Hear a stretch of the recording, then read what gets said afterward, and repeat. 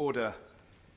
Colleagues, we meet today in heartbreaking sadness, but also in heartfelt solidarity. Any death in such awful circumstances is an outrage and a tragedy. Yet this death, in this manner, of this person, our democratically elected colleague Jo Cox, is particularly shocking and repugnant. All of us who came to know Jo during her all too short service in this House became swiftly aware of her outstanding qualities. She was caring, eloquent, principled, and wise. Above all, she was filled with and fueled by love for humanity. Devoted to her family and a relentless campaigner for equality, human rights, and social justice, Jo was proud to be the Member of Parliament for Batley and Spen, where she had her roots, and she was determined to live life to the full. She succeeded superbly. Jo was murdered in the course of her duty, serving constituents in need. She fought for them, just as she fought for others, at home and abroad, who were victims of poverty, discrimination, or injustice. An attack like this strikes not only at an individual, but at our freedom. That is why we assemble here, both to honour Jo and to redouble our dedication to democracy. I call the Leader of the Opposition, Jeremy Corbyn. Thank you, Mr. Speaker. Last Thursday, Jo Cox was doing what all of us here do, representing and serving the people who elected her. We have lost one of our own, and our society as a whole has lost one of our very best. She'd spent her life serving and campaigning for other people, whether as a worker for Oxfam or for the anti-slavery charity, the Freedom Fund, as a political activist and as a feminist. The horrific act that took her from us was an attack on democracy, on our whole country has been shocked and saddened by it. But in the days since, the country has also learnt something of the extraordinary humanity and compassion which drove her political activism and beliefs. Jo Cox didn't just believe in loving her neighbour. She believed in loving her neighbour's neighbour.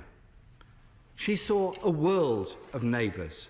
She believed every life counted equally.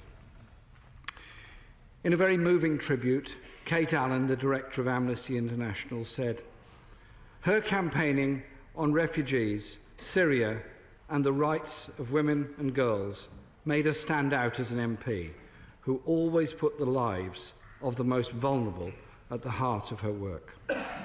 Her former colleague at the Freedom Fund, Nick Grono, said, "Jo was a powerful champion for the world's most vulnerable and marginalised. She spoke out in support of refugees, for the Palestinian people and against Islamophobia in this country. Her integrity and talent was known by everyone in this House, by the community of Batley and Spen, which she proudly represented here for the past year. But it was that community in Batley and Spen that brought her up, as well, of course, as her wonderful family, to whom we share their grief today. Her community and the whole country has been united in grief and united in rejecting the well of hatred that killed her in what increasingly appears to have been an act of extreme political violence. We're filled with sorrow for her husband, Brendan, and young children. They will never see her again, but they can be so proud of everything she was, all she achieved, and all she stood for, as we are, as are her parents, as is her sister and her whole wider family. Jo would have been 42 this Wednesday. She had much more to give, and much more that she would have achieved. I want to thank the heroes who tried to intervene. Bernard Kenny, a 77-year-old former miner, saw the need and ran to Jo's aid. He was stabbed and taken to hospital. I'm sure, Mr. Speaker, the whole House will join me in wishing Mr. Kenny a speedy and full recovery. Many shopkeepers and bystanders also tried to help. Administered first aid to both Jo and Bernard, the police officers who made the arrest, and the National Health Service paramedics who were on the scene so quickly. In her maiden speech last year, Jo said this: "Our communities have been deeply enhanced by immigration. While we celebrate our diversity, what surprises me time and time again as I travel round the constituency is that we are far more united and have far more in common with each other than things that divide us. We need, Mr. Speaker, a kinder and gentler politics. This is not a factional or party political point.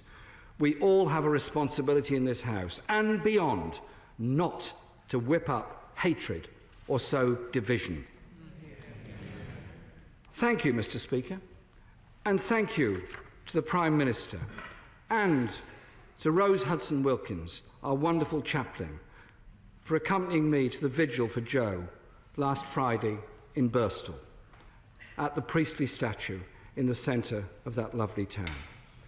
We, all of us, were moved by the unity and warmth of the crowd brought together in grief and solidarity. I've been very moved by the public outpourings since her death, the hundreds of letters and emails we've all received in solidarity with Jo's family in their hour of grief, and by the outpouring of charitable donations to causes close to her heart: White Helmets, Hope Not Hate, and the Royal Voluntary Services. Last night, my honourable friend, the member for Islington South and Finsbury, and myself held a vigil outside our town hall. One of hundreds of vigils attended by tens of thousands of people right across our land who are so shocked by what's happened and want to express that shock and that grief. I also want to thank the other parties in this House who've offered their sympathy and support at this very difficult time. We're united in grief at her loss. And we must be aware her killing is an attack on our democracy. It is an attack on our whole society. As my honourable friend, the member for Wirral South, wrote recently, Jo's life was a demonstration against despair. And in her tragic death, we can come together to change our politics, to tolerate a little more and condemn a little less. Jo's grieving husband, Brendan, said, "Jo believed in a better world, and she fought for it every day of her life with an energy and a zest for life that would exhaust most people." Today, we remember Jo's compassion and a passion to create a better world. And in her honour, Mr. Speaker, we recommit ourselves to that task. Thank you. The Prime Minister. Thank you, Mr. Speaker. we're here today to remember an extraordinary colleague and friend. Jo Cox was a voice of compassion, whose irrepressible spirit and boundless energy lit up the lives of all who knew her and saved the lives of many she never, ever met. Today we grieve her loss, and we hold in our hearts and prayers her husband Brendan, her parents and sister, and her 2 children, who are just 3 and 5 years old. We express our anger at the sickening and despicable attack that killed her, as she did her job serving her constituents on the streets of Birstall. And let me join the Leader of the Opposition in his moving words in praising Bernard Kenny and all those who tried to save her. But above all in this House, we pay tribute to a loving, determined, passionate and progressive politician who epitomised the best of humanity and who proved so often the power of politics to make our world a better place. I first met Jo in 2006 in Darfur. She was doing what she was so brilliant at, bravely working in one of the most dangerous parts of the world, fighting for the lives of refugees.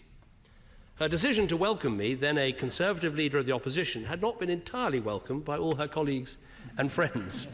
But it was typical of her determination to reach across party lines on issues that she felt were so much more important than party politics. Jo was a humanitarian to her core, a passionate and brilliant campaigner whose grit and determination to fight for justice saw her time and time again driving issues up the agenda and making people listen and, above all, act, drawing attention to conflicts in Sudan and the Democratic Republic of Congo, helping to expose the despicable practice of rape in war, her work with Sarah Brown on cutting mortality in childbirth, her support for refugees fleeing the war in Syria. Quite simply, there are people on our planet today who are only here and alive because of Jo. Mr. Speaker, Jo was a committed Democrat and a passionate feminist. She spent years encouraging and supporting women around the world to stand for office long before she did so herself. When she herself was elected as an MP just over a year ago, she said to one of her colleagues that she did not just want to be known for flying around the world tackling international issues, but that she had a profound duty to stand up for the people of Batley and Spen. And she was absolutely as good as her word. As she said in her maiden speech, Jo was proud to be made in Yorkshire and to serve the area in which she had grown up. She belonged there, and in a constituency of truly multi-ethnic, multi-faith communities, she made people feel that they belonged too. Jo's politics were inspired by love, and the outpouring and unity of the tributes we've seen in the past few days show the extraordinary reach and impact of her message. For in remembering Jo, we show today what she said in this House to be true, and I know it'll be quoted many times today. We are far more united and have far more in common with each other than things that divide us. This Wednesday, as the Leader of the Opposition said, it would have been Jo's 42nd birthday, and there will be a global celebration of her life and values, with simultaneous events in New York and Washington, London, Batley, Brussels, Geneva, Nairobi and Beirut. She should, of course, have been celebrating her birthday by hosting her traditional summer solstice party. And it reminds us that behind the formidable professional was a loving and fun mother, daughter, sister, wife and friend, with a warm, welcoming smile and so often laughter in her voice. Jo brought people together. She saw the best in people, and she brought out the best in them. A brave adventurer and a keen climber, she was never daunted. When most people hear of a place called the Inaccessible Pinnacle, they leave it well alone. Not Jo. She didn't just climb it, she abseiled down it, and did so despite a bad case of morning sickness. And it was her irrepressible spirit that helped to give her such determination and focus in her politics too.